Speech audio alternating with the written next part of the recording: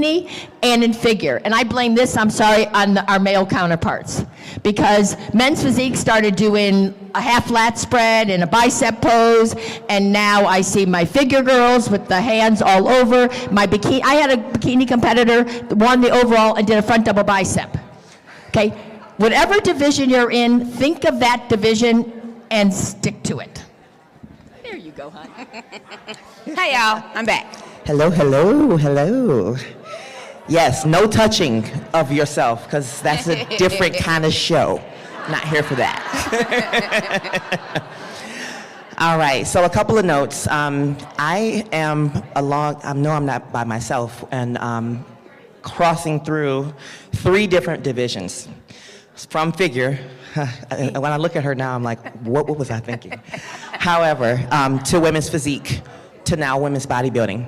One thing that I've noticed with a lot of young ladies who have that experience or who may be a little more apprehensive once they are on stage, we are the biggest, right? And we need to display bigness, okay, wideness. The one thing I noticed was that I was very closed off with a lot of my posing. And you need to open that body up. And the more you open up, the more we can create the flow of shape. Okay, so that's something that we really want to touch on, especially with the mandatories today. So when we're coaching athletes, we typically like to start from the bottom up. Okay, once you have the bottom in place, everything else should flow. Okay, so it's like step 1, set up your feet. Step 2, make sure that you're shifting your weight where it needs to be. And then step 3, abs and everything above the navel, okay? So keep those things in mind because, again, some girls get so focused on, oh, I gotta hit the lat spread, that they forget their legs. They've got great legs, but there's absolutely no display of quads. And, this is something that we're gonna touch on in the front pose. Depending on where you place your knees and your toes, that always is gonna dictate, what type of shape you display. Okay, so we're going to start off with the front double bicep. One thing that Sydney and I have been very agreeing upon is that when girls pose from the front, from the legs, the straight leg version gives you absolutely no shape to your quads. Okay, so we need to take those toes and turn. I like to use a clock. Everybody usually can use a clock as reference. The knees and the toes, 10 o'clock, 2 o'clock. Okay, and you need to be squatting down a little bit because the more tension you can put on those legs, the better. You're going to have that muscle, they're just going to pop out. If you're practicing enough and you're training the right way, they're just going to be there. But turning those knees out is a huge, huge benefit. Again, Sydney will talk about what type of shape we get and I'll set it up. Okay, so she has her feet in place for the type of style that I like for her. We've been working together for 2 years now, so we've kind of found all of her angles, and I know what works for her. We kind of just we magnify it each show, each Olympia, each title. So for her, she has really, really good quads, so I don't need her to stagger too much. I like her to be straight on, so that way I'm able to see her V-taper, see her shape from the elbows to the lats, to the waist, to the quads, all the way through her feet. We now have her to the point where she's able to pose all the way through her fist in every single pose. When she transitions, you see all the work she's putting on stage and she's putting off the stage to create the look that we've been able to create. So here, she has her elbows nice and level, chest is lifted, ribs are lifted. She's not crowding the head. She has a big, beautiful smile. She's giving me presence at the same time, and even through her pants, you can see her quads are flexed all the way up to her hips, okay? Flex your legs all the way. Feel it. If you cannot hold your quad flex all the way for more than 10 seconds, 15 seconds, 20 seconds, you need to keep working. Okay, so she's still holding this pose. She's not shaking, she's not doing anything. Her face isn't starting getting funky. She's keeping the whole thing together. You gotta keep it together no matter what. And I always tell her, especially when we're doing our holds during practice, you have to fight. Don't give up any points. We don't give up any points over here, okay? Yep, get your break. Oh, yeah, 2 years. All her time. I scoped her out. So yeah, another thing with the biceps, some girls tend to take the elbows high. Mm-hmm. You will lose that bicep. You need to make it about shoulder height. And that way, again, if you've built up the peak of that bicep, don't hide it. That's right. Some girls think that when they raise higher, they get to lift the chest. Well, there's a way to lift the diaphragm and to draw the abs in without losing any of that shape that you work so hard to create. And that ties into what I was talking about the ribs. You're going to use your upper rib cage. And when you're practicing, you want to kind of use these top 3 to 5 ribs to lift and keep it open. If you can keep it open through the top, right around that diaphragm, you're going to get more of a stretch, more of a V-taper, more shape in that front pose. You do not want these lower ribs to be moving because you want this part of your waist to be as small as it can possibly be so that you're able to give that shape and appearance on stage. Go ahead and do your side tricep. Yeah, let me take that off. Woo, take it off. Hey. Okay, go ahead. Yeah. So here, again, bottom to top. I have OCD about people who do a flat foot. Put this down. Put this foot down. I got a wedge on. I know, just go ahead and put it down. When people do their side poses, side chest, side tricep like that, it really bothers me. So I like them to get up on the toe. Key thing here, when you're on the toe, again, we're talking about muscularity, density, depth, all these key words that are showing what you have and the amount of muscle and detail that you've created. So when you're doing that, you don't want to have this side pose, side chest, anything from the side. If your leg is up here, I want your ankles smashing together, your knees smashing together, your thighs smashing together. Everything is pushing together so that you're creating that tension on the side. So you're going to use that, and the more you push, the more activation you're able to get on that outer leg, and the more detail you're able to show the judges. Okay, so she gets here, she's spiking the calf, legs are pushed, you're gonna get good hamstring drop. She's gonna pull that glute in. We're gonna see all the detail comes on the side. Her ribs will be lifted, abs will be tight. Here, for Andrea, we have her hold her thumb instead of trying to hold her wrist. If your mobility isn't the best, or if you have more muscle, for her, she has more muscle, certain times you're not going to be able to get that arm all the way around. I can kind of do whatever I want to do because my arms are way smaller, okay? So I can go all this. She can't do all that, okay? She's a little bit more muscle than me. So we have her hold that thumb and she places it right under, but she's able to get that tension against that low glute, still roll while I'm able to still see the horseshoe on that tricep. Don't forget it's a tricep shot. If I can't see your horseshoe, what's the point of a tricep shot? So some girls lose that. Yeah. When you grab your wrist, sometimes you start to take that backward and you lose all of that feature that could otherwise get you those extra points. Okay? And again, bringing those legs together, that's a workout. Okay? You're not used to having those thighs, the calves, the feet smashed all together. But again, it creates a much better image when you're on stage. Okay? So you have to really work on that. Slide it in, and you have to squat down, because again, the more tension you can put through the legs, you're gonna have that detail emerge. Bodybuilding is about mass, but at a certain point, who's bringing the best detail? Period. Okay, you got two competitors equally matched with mass, who's got detail? This is where this part comes into play. Yeah. Go ahead. Go ahead and go into your rear double bicep too. Okay, so here, she's sitting on this left leg. This is her base leg. So again, choose your base leg that's gonna work the best for you and give you the most detail.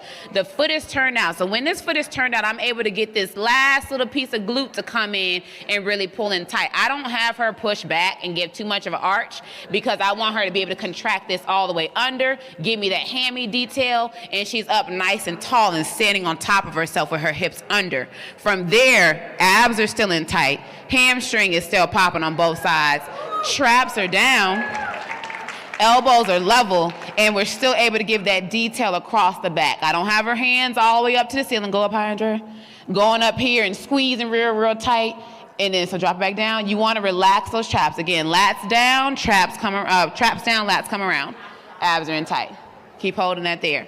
Key thing is, when you're doing your pose and conditioning, I work all of my clients the same amount, from my bikini girls up to women's bodybuilding.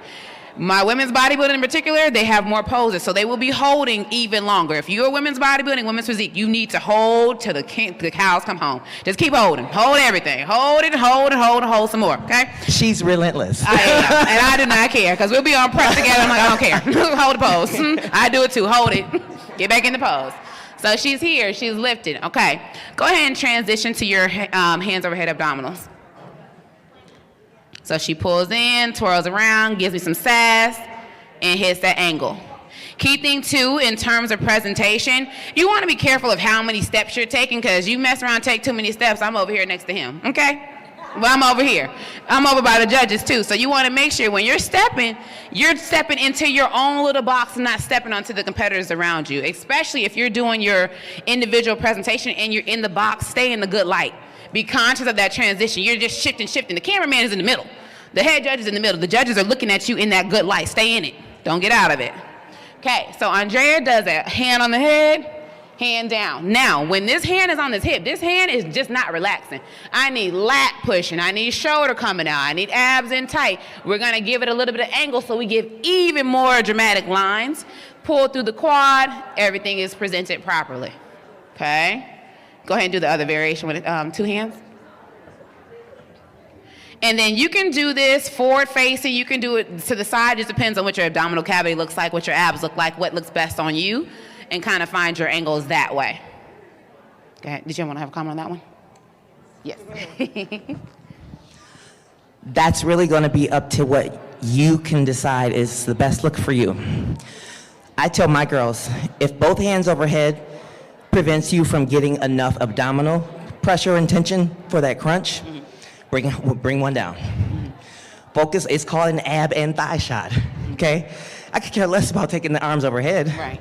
Can we see what the judges are asking you for? Okay, so keep that in mind, okay? And that's another piece too with that hand on the arm. Like I said, it doesn't just sit there. You want to make sure, again, you're giving the judges more than they ask for. Give me that shape. Give me that lat pushing so that even in your ab shot, I'm still seeing your shape. Yes, it's an ab shot, but I'm getting lat, I'm getting roundness through the delts. I'm getting that shape that the judges want to see. Yeah. Okay. Next pose. Side chest. Does this count as one of my posing sessions? Nope. Figures. Too much talking, that's why. So again, she's here in her side chest. This is one of my favorite poses on her. Spikes the calves, still we're pushing the thigh meat together all the way. Abs are in tight. We're rotating a little bit because I still want to be able to see some of her serratus right on top of those ribs, go above those hands. Some people go ahead and lift up, start crowding up here. When that happens, the traps go up, everything goes up. It just starts looking a little funky. Get the traps down a little bit more, shoulder rolls back. Lat tries to push into that biceps. You're getting more push, getting that 3D pop coming towards the judges.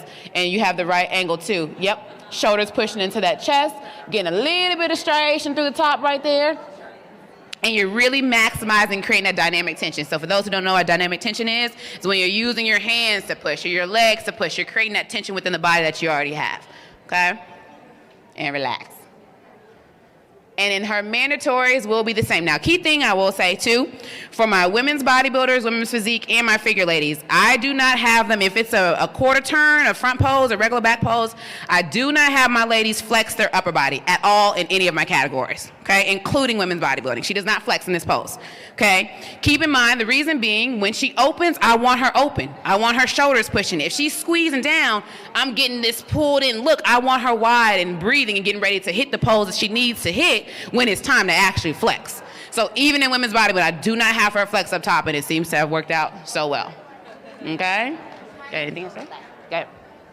You can. Oh, yes. Whoop. Key thing, difference between women's bodybuilding and women's physique is there's a lat spread, which is one of my favorite poses. Legs will be set up the same.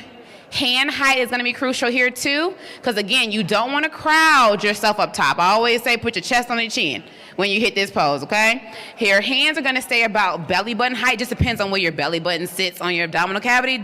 9 times out of 10, belly button is pretty much a good way for everybody. You're going to rest the hands on the side. Key thing is, don't push into the point where skin starts to fold or you're pushing in and creating extra meat that you don't want. Kind of place it, then lift. Ribs stay lifted, lats pull around, traps are down, shoulders should still be pushing. Your legs should still be extremely flexed all the way into the hips and lifting up tall. Go ahead and do your rear lat spread. Same thing goes from the back, but the key thing focus here is making sure those glutes are under activated, hammies are activated, and you're still getting the relaxation through the top, getting a nice pull, chest is lifted, ribs are lifted, shoulders up a little bit more. Abs in tight, traps down. And go ahead and relax. So that's the key thing in those lat spreads. You always want to be careful of where your hands are being placed. So the key thing too, so I'm able to see those little bit of spaces in between, so I'm able to see your shape. If everything's squeezed in, you're going to be closed off. Like, give yourself that shape so that you're able to see through all the muscles. All right? And that's women's bodybuilding. Yay. Good job, You know Coach. what I'm saying? One thing to note about the lat spread. Some girls take their elbows forward. If you can just focus on pushing the scapula so that they're open, okay? Much better look. As soon as you take those elbows forward, it takes you from here, and now it's too open, okay? Yes, you want to be open, but not too open. So focus more on the scapula and not necessarily trying to use other parts of your body to open that up. Any questions? Awesome. Well, thank you, ladies. Thank you so much for coming.